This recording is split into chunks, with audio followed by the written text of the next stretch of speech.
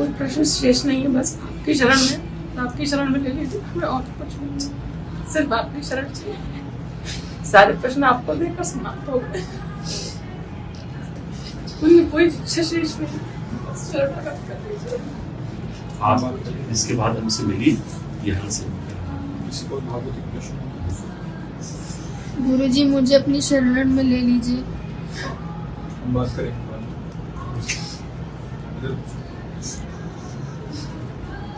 उनको शरण जब यहाँ से जाना तो इनसे बात, ये लोग कुछ प्रश्न करते हैं, वो कैसे नाम है, आप प्याज लहसुन तो नहीं खाते हैं, आपका क्या उद्देश्य है भगवत का, तो हम एक एक से प्रश्न करें वही बार बार, क्योंकि ये सेवा इनको दे दी, तो आप इसमें बैठा कर प्रश्न कर लेते हैं, आपका पता, आपका नाम, और उनको लगा कि इसी बार में देना, तो इसी बार में अगर इनको लगा कि 2-4 बार आइए तो राधा वल्लभ श्री हरिवंश नाम रख कीजिए, वैसे ही, और फिर आज देखो हमारी तरफ से स्वीकृति ना भी हो और तुम्हारी तरफ से स्वीकृति हो जाए तो काम हो जाएगा। हम तुम्हें शिष्य बिल्कुल नहीं माने और आपने मन वचन कर्म से गुरु मान लिया, आपका काम हो जाएगा।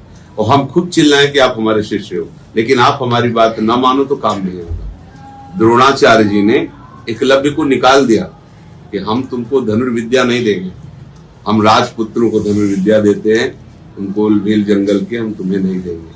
उन्होंने कहा हमने तो गुरु मान लिया आपको, मन से प्रणाम किया और वैसे आकृति मिट्टी की बना करके और रोज उनकी पूजा करके प्रणाम करके धनुष पे प्रत्यंचा चढ़ाते। तो अर्जुन को जो साक्षात द्रोणाचार्य जी ने सिखाया उससे कई गुना बढ़कर धनुर्धर एकलव्य था, कई गुना बढ़कर। जितने में अर्जुन ने एक बाण मारे, आवाज उसकी पूरी नहीं हो पाई और पूरा मुख बाणों से भर दिया। होगा ऐसा धनुर्धर, अर्जुन को आश्चर्य हुआ। नजदीक गए तो उन्होंने कहा कि तुमको और तुम्हारे गुरु को दोनों को हम प्रणाम करते हैं, इतनी श्रेष्ठ धनुर्विद्या तुम्हें किसने सिखाई, कौन है तुम्हारे गुरु? तो उनका भगवान द्रोणाचार्य। उनका ऐसा कैसे हो सकता है, तुम्हें कभी गुरु जी के पास देखा नहीं और गुरु जी ने तो सर्वश्रेष्ठ धनुर्धर का मुझे आशीर्वाद दिया और मैं स्वयं निर्णय करता हूं कि तुम्हारे समान मैं धनुर्धर नहीं हूं। तो उन पूरी बात बताई। तो देखो शिष्य को गुरु ने हटा दिया, लेकिन शिष्य को हटा दिया, नहीं सिखाएंगे। शिष्य ने ठान लिया कि अब हमारे गुरुदेव तो आप ही, बात हो गई। क्योंकि गुरु सच्चिदानंद तत्व है, मनुष्य भेष में भरे है पर वो सच्चिदानंद तत्व है। अगर गुरु का वर्ण तुम कर लो तो दीक्षा कभी भी मिले तुम्हारी बात हो गई।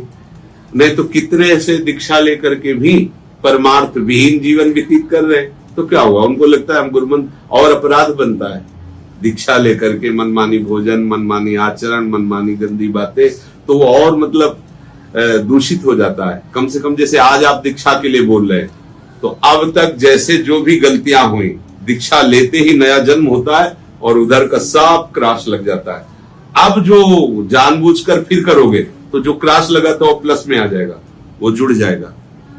अगर घोर पापी हो रहा भी निश्चय कर ले कि बस प्रभु मैं आपके सब माफ कर देंगे, उनका स्वभाव है। अपि चेत्सु दुराचारो भजते माम अनन्य भाग साधुरेव समंतव्या सम्यक व्यवसिता। ऐसा भगवान कह रहे, महान दुराचारी हो पर उसने सम्यक बुद्धि से निश्चय कर लिया कि भगवान के सिवा हमारा कल्याण कोई नहीं कर सकता, अब भगवान के सिवा मेरा कोई नहीं, तो भगवान कह रहे मैं उसे साधु बना देता हूं।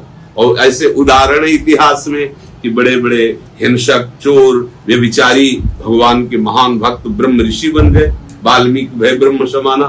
तो हमें अंदर से स्वीकार करना है गुरुदेव को और गुरुदेव के वचनों को, बस बात बन जाएगी। ये कोई सांसारिक संबंध नहीं है कि जैसे संसार में संबंध हम स्वीकृत कर लेते हैं बस हो गया, ऐसा नहीं है। इसमें आज्ञा पालन करे वही शिष्य, और आज्ञा उल्लंघन करके मनमानी आचरण करे तो सब नाटक हो जाता है। ये बाहरी नाटक, मान लो कंठी बांध ली, हम तिलक लगा लिए, अपने गुरु की अवहेलना करें, उनकी बात ना माने, तो हमारे हृदय में अध्यात्म शक्ति नहीं जागृत होगी। और अध्यात्म शक्ति जागृत नहीं हुई तो विकार पटकते रहेंगे, आपको समझ में नहीं आएगा परमार्थ का आनंद क्या है।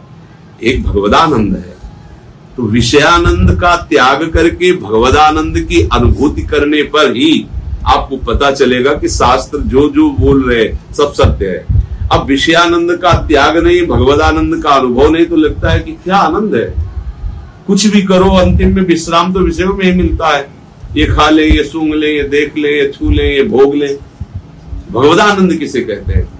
जब सही मार्ग में चलोगे तो जिन भोगों के लिए लोग एक दूसरे की हिंसा करते हैं वो भोग तुम्हें ऐसे दिखाई देंगे, मलवत बमनवत, रमा बिलास राम अनुरागी, तजत बमन जिम जन बड़भागी। जैसे कोई बमन उल्टी कर दे, देखने को मन, ऐसे देखने को मन नहीं होगा। और कहीं और भगवत दर्शन की लालसा जग गई तो ब्रह्मादिक के भोग सब विषम लागत ही, नारायण ब्रजचंद की लगन लगी जाए। अब लगन लग गई, कैसे प्रभु को निहारूं, कैसे प्रभु से मिलूं, तो ब्रह्मादिक के भोग भी उसे विष के समान लगते हैं। ये पार्थिव मर्त भोगों की तो बात जाने दो। तो हमें लगन पूर्वक गुरुदेव का वर्ण करके गुरुदेव के वचनों के अनुसार चलना चाहिए। और जहां ऐसा चले बस बात बन गई।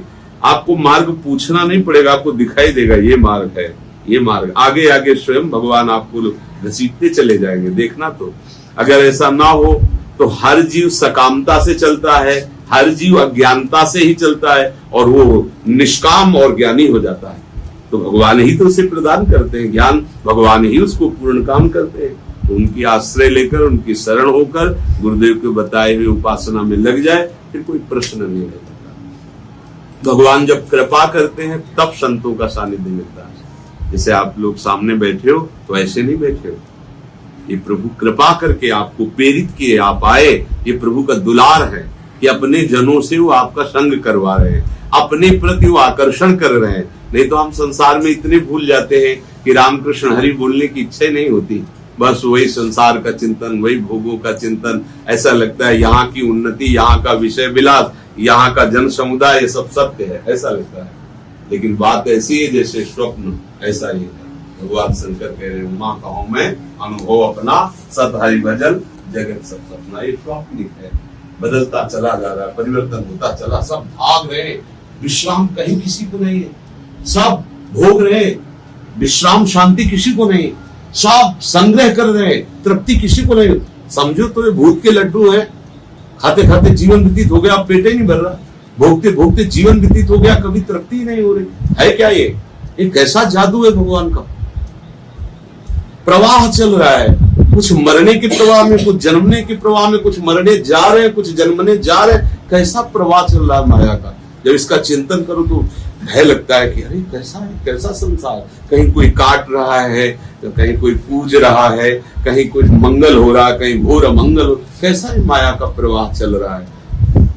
तभी मन डूबता है, ऐसी माया से प्रभु मुझे बचा लो अब अपनी शरण में। अब ये दुख में संसार पुनः मुझे जन्म लेकर के इसमें ना आना पड़े।